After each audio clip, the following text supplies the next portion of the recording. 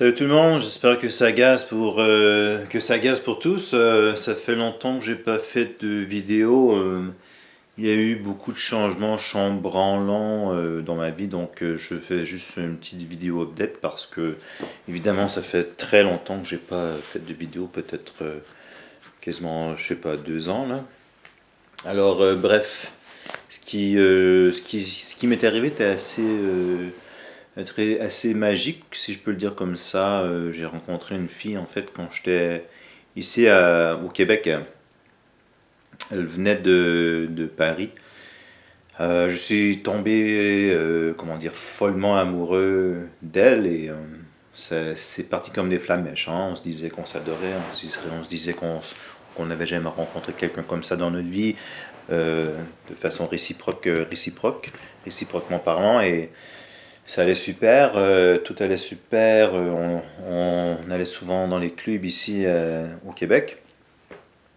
Et, bref, elle m'a avoué qu'elle était ici seulement de passage. Donc, au final, j'ai décidé de prendre mon courage à deux mains et je lui ai demandé de m'épouser. Donc, elle a hésité, c'est sûr, un peu, parce que c'est sûr que de ces jours, ça se fait pas souvent, c'est pas très commun, donc... mais elle a fini par acquiescer, par dire oui, et donc, pour faire une longue histoire courte, j'ai aménagé à Paris, quoi. Et j'ai un peu changé mon lifestyle, hein. J'ai un peu changé en général, j'ai un peu changé ma façon de faire, j'ai changé de carrière, hein. Il a fallu que je parte de zéro, hein. Bref, parte de zéro. Et elle était super, hein. Elle est super même, elle fait le travail dans les clubs, dans les bars, hein. Donc en ce moment, je suis de passage au Québec. Je prends les petites vacances, donc j'en profite pour faire un petit vidéo. Euh, donc c'est ça. Donc on s'est marié à Toulouse et tout s'est bien passé. Et quelques temps après, elle est tombée enceinte et je veux dire, tout s'est fait tellement rapidement. Donc, je la visitais souvent dans les clubs et tout ça et euh, 9 mois plus tard, on a eu notre premier fils qui s'appelle Zéphyr. Euh, le teint, comment dire, mais c'est commun, je pense. Son teint est pas comme le mien et ni comme la sienne, hein. Mais ça arrive en les affaires de génétique, ça, on sait jamais trop comment ça se passe. On sait pas, c'est pas une science pure, hein. Donc j'ai eu un fils pas le même teint que moi, mais c'est cool, hein. C'est pas, moi, ça me fait rien, hein. Donc c'est ça, fait que là je suis rendu père, donc j'ai pas eu trop de temps, hein, pour faire des vidéos et parler de choses comme comment s'améliorer, ou littérature, ou putain l'astrologie, ou de trucs machin, de trucs occultes, hein. Je suis ailleurs, là, j'ai pas le temps, faut que je m'occupe de ma femme, parce que elle travaille dans les clubs et sort dans les clubs et dans les bars, donc quasiment la totalité de ce qu'elle gagne se retrouve à être réinvesti dans le nightlife parisien. Donc c'est comme un genre un ouroboros financier et de festoyade. Euh, et c'est ça, là, ce qui était un peu... Mais je suis super ouvert et ça me fait rien, mais j'ai appris qu'elle avait déjà deux autres enfants à Paris et ça, elle me l'avait pas dit. Donc, écoute, moi, ça me fait plaisir. J'adore les enfants et je veux dire, plus on est fou et moi, la vie, plus on est de fou et moins la vie est dure. Donc, plus on est de fou et moins la vie est dure. Et aussi, donc, ça fait qu'elle côtoie encore le père de ses deux enfants. Chacun des deux enfants ont un père différent, c'est pas le même père, c'est ça que j'essaie de dire. Donc il y a ça, mais ça c'est correct, je les ai rencontrés, ils sont super sympas.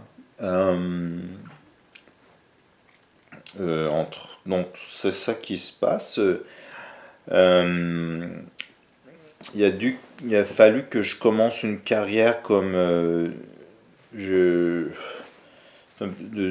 j'avais pas vraiment d'études équivalentes parce que j'avais étudié au Québec et donc je fais pas mal du service à la clientèle dans une place à falafel. Euh, donc je veux dire, ça fait que j'ai assez pour payer les dépenses reliées euh, comme le loyer et toutes les dépenses reliées aux trois enfants parce que, bon, faire une longue histoire courte, les deux autres pères sont pas vraiment, comment dire, ont pas je veux pas faire je veux pas être incorrectement politiquement incorrect mais ils n'ont pas d'emploi. Donc ça c'est moi je crois que les gens doivent ils font ce qu'ils veulent hein. Ils font c'est leur propre destinée hein, donc, comme je parle souvent dans mes vidéos.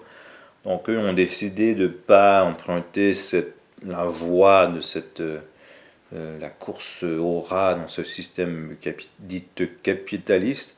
Donc ça c'est je veux dire je les respecte et je veux dire ils sont souvent chez nous hein, et même présentement sont chez moi pendant que je visite le Québec.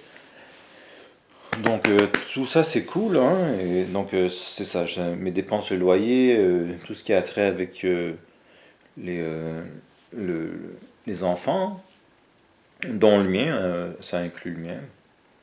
Et parfois aussi peut-être des fêtes qu'on fait avec toutes les amies de ma copine qui viennent les amis qui travaillent, des collègues, beaucoup des barman, des serveurs, des boss boys, les gérants et ses boss sont souvent dans les parages, soit chez nous, soit dans les bars, ou peu importe les parties, hein, les parties, ouais. Donc c'est ça, fait que j'ai plus moins de temps hein, pour faire des vidéos, hein. J'ai vraiment moins de temps, mais ça m'arrange, hein. On dirait que je peux être plus dans le moment présent, donc toujours en train de travailler. Et quand je rentre à la maison, c'est un autre type de travail. Je m'occupe des trois enfants quand ma copine est sortie dans les clubs et les bars, hein. Et quand elle rentre tard, complètement bourrée, ben, le travail continue, hein. C'est moi qui l'aide à aller se coucher et qui lui apporte du verre d'eau et je lui fais des, des repas qui sont bons quand on a trop imbibé d'alcool, tu vois. Donc du coup, ça me permet vraiment d'être dans une zone zen, de toujours, chaque instant, chaque moment de ma vie, du moment que je me réveille, je pars au travail de toute manière. Ensuite, quand j'arrive, le travail continue. Et là, ma copine m'a demandé de fournir un peu plus. Donc, je vais me trouver un autre boulot pour les fins de semaine hein, et les soirées. Donc, en plus d'aider avec les enfants et les amener à l'école pendant que leurs pères sont en train de faire d'autres choses, souvent avec ma copine, où genre, ils visitent divers endroits. Moi, ça me dérange pas, hein. C'est moi qui ai gagnant au final, hein. C'est moi qui ai gagnant au final, hein. C'est comme, comment ils disent, win-win, hein. C'est win pour moi et c'est un autre win pour moi dans un sens parce que c'est moi qui a le temps qui est complètement rempli et chaque moment est, est- chaque seconde, je fais quelque chose qui remplit le temps. Je sais pas si ça fait sens, ça c'est chaque seconde, il y a le temps, je me suis occupé de mon temps. Ok. Euh, c'est sûr que ça aurait été bien si j'avais eu la possibilité de rester avoir eu la même carrière et avoir eu les mêmes thunes, hein, avoir le même salaire. Mais en France, c'est tout un autre système, hein, c'est un autre système. Donc c'est ça, je pourrais, ma copine m'a suggéré de peut-être prendre des cours pour faire ce que je fais ici au Québec, mais l'affaire c'est que ça coûte trop cher parce que je dois, et j'ai pas assez d'argent parce que à cause de toutes les dépenses mentionnées plus tôt. Donc ça fait que c'est une situation précaire pour la situation des études possibles. Ensuite, moi, je suis bien, hein, je suis bien, je rentre, souvent ma copine est trop bourrée, elle a des copines aussi qui dorment dans le lit, et j'arrive et je dors sur le sofa, ou je dors dans la chambre des petits, ou sinon des fois je prends des longues marches la nuit, et je veux dire, ça me fait plaisir, hein. Donc c'est pour ça que je change un peu, comment dire, parce que dans le passé, je parlais beaucoup de s'organiser, pas trop vivre dans le chaos, et vivre, essayer d'avoir une vie en ordre, tout ça. Mais là, je change et je me rends compte que c'est pas ça la vie, c'est pas d'avoir ta vie organisée, avoir de l'argent, avoir la liberté, avoir du temps, avoir même, j'ose dire, des amitiés, parce que en France, j'ai pas vraiment eu le temps de me faire tant que ça des amis. Mais je peux dire que les copines, les copains, les copines de ma conjointe, c'est un peu mes amis, même si j'ai pas vraiment le même façon de penser, même langage, aucun intérêt en commun, aucun sujet de conversation qui nous rapproche, rien qui nous rassemble intellectuellement, émotionnellement, même spirituellement. C'est juste que, je veux dire, je les vois et on se dit allô et on se dit au revoir, hein, c'est ça, quelque part des amitiés, donc tout va bien. Fait que c'est ça, j'ai changé de chanson là. Là c'est plus le bonheur, si je peux résumer ma nouvelle façon de penser, car ben, je me suis jamais proclamé comme un genre de gourou ou de coach de vie. Je pourrais dire que si je pouvais dire une genre de formule par laquelle j'ose espérer que je vis ma vie, c'est que il faut que chaque seconde éveillée soit occupée. Et même si on vous réveille la nuit et que ces moments que vous êtes réveillé, vous êtes occupé, c'est un plus. Donc j'essaie de répéter ce que je vais dire pour que ça soit simple et concis. Chaque moment que vous passez, si vous êtes occupé à faire quelque chose, euh, vous êtes, c'est ça le but de la vie, hein.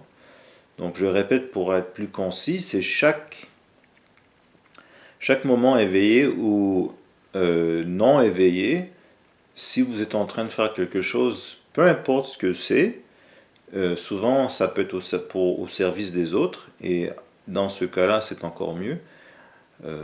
C'est ça le but de la vie, d'être au service aux autres chaque moment que vous êtes réveillé. Et ça fait que vous ne vivez pas dans l'ego, vous ne vivez pas dans cette espèce d'esprit, dans ce zeitgeist de toujours penser à soi, ou au contraire, vous pensez aux autres, vous donnez. Quand on donne, c'est ça, hein, la clé. C'est ma copine, je lui donne tout mon temps, je lui donne tout mon argent, je lui donne toute la liberté qu'elle requiert, je lui donne à ses amis, je leur donne la liberté de faire ce qu'il veut. À ses enfants qui ne sont pas les miens, je leur donne et de l'argent et le temps, et je m'occupe d'eux, hein, je m'occupe de tout le monde, hein, et ça fait que via le service, hein, je me sens comme transcendé, comme un genre de martyr, hein, sur les tableaux iconiques religieux, peu importe la religion, hein. Donc c'est une bonne façon d'atteindre le nirvana sur Terre, hein, d'être 100% au service des autres et faire quasiment, comment dire, ablation de son soi-même, que ce soit l'ego ou ou son soi profond, ou je me rappelle plus de mes cours de psychologie, mais ça fait que, bref, c'est qu'en n'existant plus, c'est là qu'on existe le plus, plus. Donc, sur ce, je vais essayer de refaire quelques vidéos quand j'aurai le temps, mais je veux dire, je voulais juste vous rappeler que j'existais, mais en même temps, je voulais vous rappeler que je n'existe plus. Plus. Plus parce que je n'existais plus et j'existe plus. Ok, à bientôt, je vous reviens avec des autres vidéos, ok? Du coup, à plus.